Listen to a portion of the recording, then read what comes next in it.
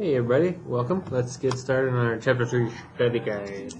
Okay, so we're going to leave everything in slope-intercept form, which is this guy right here, slope formula and point slope. So we'll be utilizing these. So first one, we have slope and y-intercepts. That's just going to be negative 1/2 x and then minus 5 because we have both. A slope and a point, we'll start with putting into point slope form. So it's going to be y minus 0 equals m, which is 2 over 3, x minus a negative 6. That negative is going to become positive, and then we have to distribute this in, so we get 2/3 x, and then 2/3 times 6 is going to be, we can use our calculator, 2 divided by 3 times 6, and we get 4. And this is just y, so we get 2/3 x plus 4. Okay.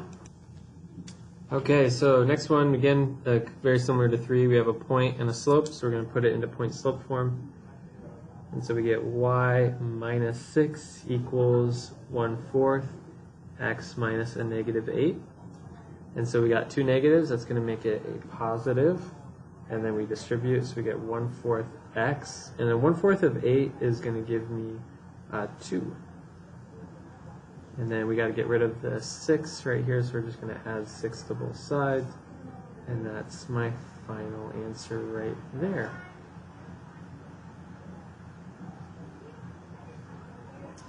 Okay, so these next two are very important. I'd star them. Not that the other ones aren't important, but these are the more challenging ones, so they're going to create more hassle for us. So we get x1, y1, x2, y2.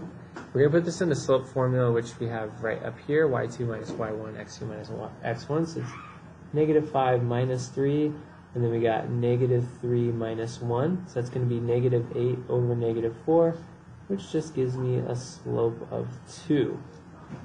So with our slope and a point, we can put this in a point slope. So it's going to be y minus 3 equals 2, parentheses, x minus 1. Distribute, we get 2x minus 2, and then we add the 3 over, and we get y equals 2x plus 1. And again, we do it again over here, x1, y1, x2, y2, so it's negative 1 minus 14, and 6 minus a negative 12. So those become positive, so we get negative 15 over, this is going to be 18 right there. Plug it in, we get y minus 14 equals negative 15 over 18, and then x minus a negative 12, which is going to become positive. So we have to distribute this. This gets a little hairy, but again, I can just use my calculator. It's a negative to a positive, so I know it's going to become a negative at the end. So I'm just going to put a negative there. So 15 divided by 18 times 12. You can literally just throw it all in there into your calculator. 15 divided by 18 times 12, and it will hash out. The answer is 10. So it seems scary, but in fact it wasn't. Okay, and then we add 14 over. My final answer is negative 15 over 18x plus 4. This next one is perpendicular to this, and it passes through this point. Well, we want to take the slope right here. The perpendicular slope is going to be opposite, so it's going to be a positive, and I'm going to flip it, positive 4. So you're going to do point slope, y minus y1 equals slope 4, x minus a negative 2, which is going to become positive. We're going to distribute that to be 4x plus 8, and add the 11 over. And we get y equals 4x plus 19. And that is the first page. Okay? Alright, awesome. So we got two more. Parallel means we're going to use the same slope. So I look right here, there's my slope. So I'm just going to use that and my point for point slope. And we do the same thing. So you're getting a lot of practice at this. Y minus a negative 1 equals negative 2/3, x minus a negative 6. Those negatives will become positives, and then distribute. get negative 2/3 x. And again, if you can't do this next one, we just grab our calculator. 2 divided by 3 times 6, we get 4. Again, that's just 2 divided by 3 times 6. And it's a negative times a positive, so it's going to be, no, it's a negative 4.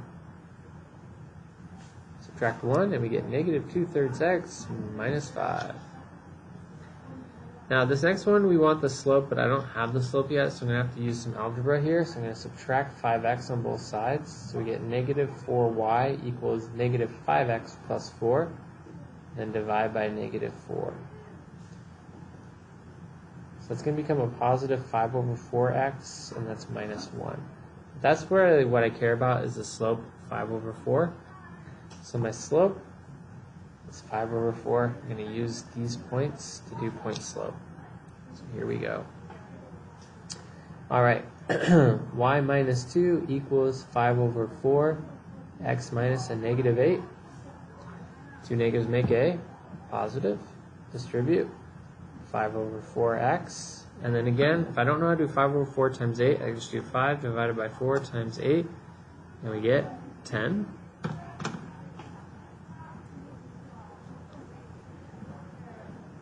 And then add the 2, and we get 5 over 4x plus 12. Quick announcement! Draw a picture of whatever you would catch in an ocean on the back of your written test. Fresh credit. Okay, announcement over. Moving on. Determine if the following set of lines are parallel, perpendicular, or neither. Change them into slope-intercept form. Okay, so first of all, we got to identify our slopes. So I'm going to go through these real quick and identify any slopes I can see right off the bat. There's one, that's it. So the rest of these I'm going to have to do some math. So I'm going to subtract 10x. So we get 5y equals negative 10x minus 5, and then divide by 5. It's going to be negative 10 over 5x minus 1. Negative 10 over 5 is going to be, what, negative 2? So those are the same slope, so we're going to say parallel. I have to solve both of these, so we'll go ahead and subtract the 4x. That's 5y equals negative 4x plus 10, divide by 5. And once I kind of do that first part, I don't have to do actually the whole thing, but I get y equals negative 4 over 5x minus 2. And so there's one of my slopes. So again, this one we had the same slope. Here we have negative 4 over 5. This one I'm going to subtract the 5, so I get y equals negative 5y equals negative 5x plus 28, and divide by negative 5. That's going to become y equals x minus 28 over 5. So those are neither, they're not going to have parallel or perpendicular because that's got a slope of what appears to be 1. So nothing. Then this one we're going to subtract the x, we get negative 3y equals negative x plus 15, divide by negative 3. Y equals, that's technically a negative 1 over 3, which is just going to be positive 1/3 x minus 5. And here we see my slopes are, in fact, opposite reciprocals, so that's going to be perpendicular. Okay. And then we have a y equals and x equals line. Those are going to be vertical and horizontal lines. So x equals negative 1 is going to be a line that looks like that. And then y equals 1, 2, 3, 4, 5 is going to be a line that looks like that. So all vertical and horizontal lines are perpendicular. So graphing this, we start at the y-intercept of 1. I'm going to go down 1, 2 over 1, 2, 3. Down 1, 2 over 1, 2, 3. And my graph is going to look something like that. And x equals 2, I just go to x equals 2, and it's just a vertical line. Y equals would be a horizontal line. Okay, number 16. 9 is 92, find angle 10. Well, 9 and 10 don't have a direct relationship. If I kind of block this out there, they don't have a direct, but I can see 9 and 7 are equal, and then 7 and 10 add to 180. So we know that 7 would equal 92, and that 10 and 7 right here are a linear pair. So I could do 92 plus angle 10 should equal 180. And then we just subtract it, and we get angle 10 equals 88. 8 and 3 are same side interior, so we know those are going to add up to 180.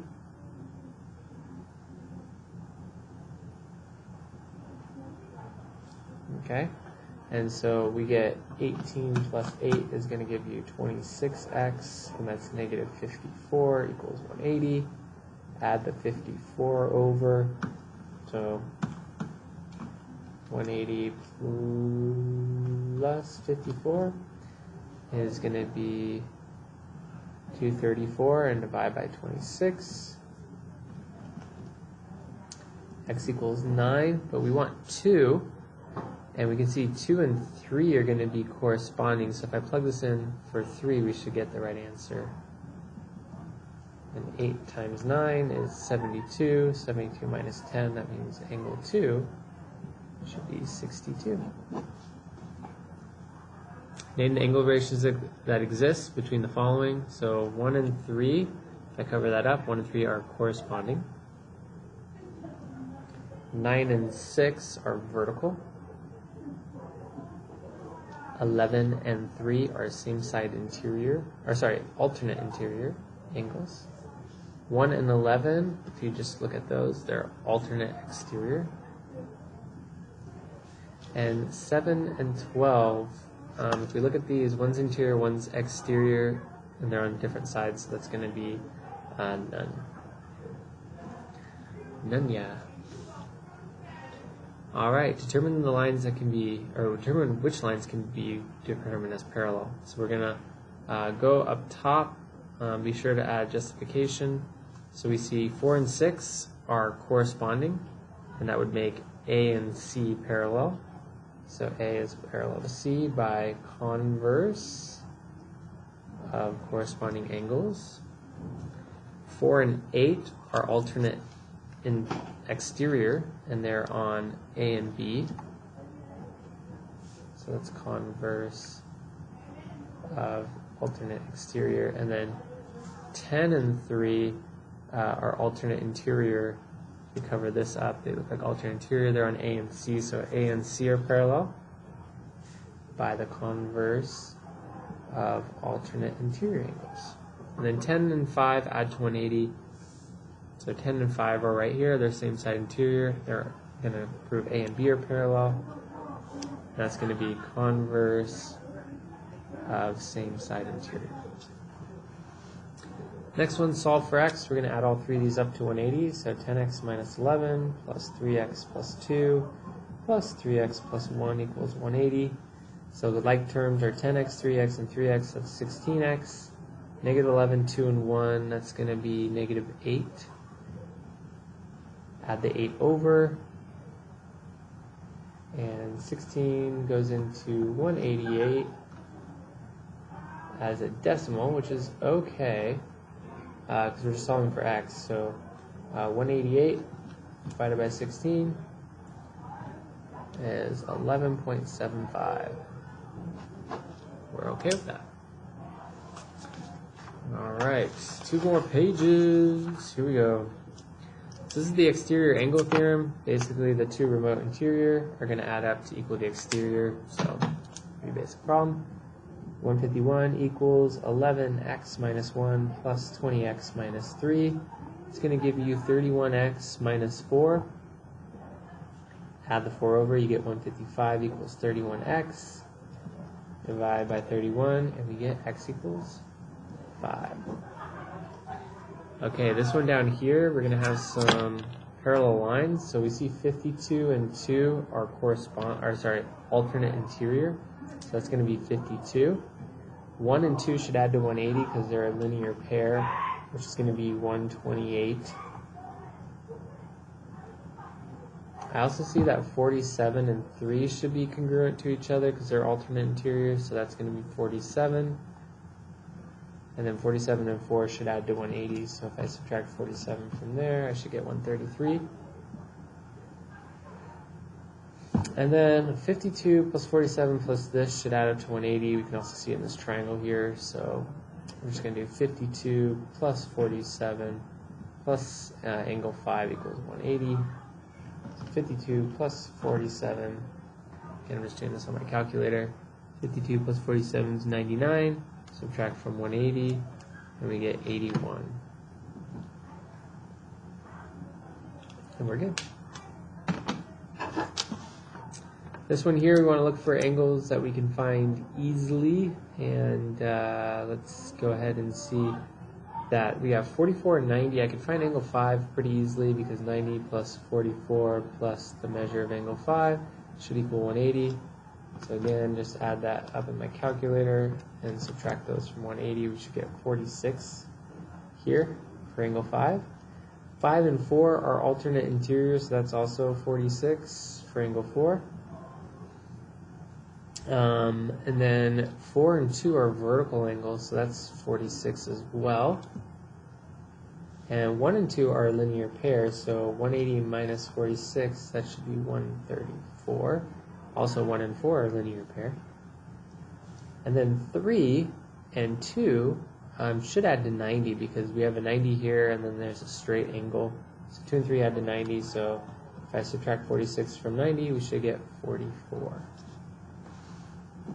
And then last but not least, we have, before the proofs, that is, these two, they're alternate interior, so we're just going to set them equal to each other. Again, they're alternate interior angles. Let's fit that in there very well. Subtract the 5, we get 8x. Add the 21, we get 896. Divide by 8. X equals 12. And then we just had to solve for x. So we're good. Alright, so let's do the back page. Okay, so I actually have it already kind of written out here. So our first one's given, 10 equals 2. 10 and 2 are alternate interior. Because I proved the lines were parallel, we can say that the theorem states they must be. B and C were given. 2 and 12 are alternate exterior. And we can say that this is true because we had parallel lines. Then we said 10 and 12 are congruent, but 10 and 12 are on A and C, which we haven't proved to be parallel yet. So I can't use I can't use corresponding angles theorem here, but we can use transitive because I said 10 equals 2, 2 equals 12. So they both equal 2, which means they should equal each other. That's transitive. Once I showed 10 and 12 are congruent, then I can prove these lines are parallel, A and C, by the converse of corresponding angles theorem. And this next one, not to be a spoiler or anything, but it might be on the test. We're given parallel 1 and 3 are corresponding. We have parallel lines, so we can use corresponding angles theorem. Then you told me that we're bisecting this, which is going to make these congruent by definition of bisects. And then 1 equals 3, 1 equals 2. That must mean that 2 must equal 3 by transitive property. Alright guys, thank you so much for all the help today, but this is my little character saying, I'll see you later. He's kind of like a creepy dude. I'm not good at drawing. Yeah, I'll draw like the most cool photorealistic drawing I can. Here we go. You can't see. I'm gonna like protect it so you can't see like how good it is. So I'm just gonna protect it for a second and then I'll pull it back and you can see. Okay. That's a drawing, not even like crazy, right? Alright, see you guys.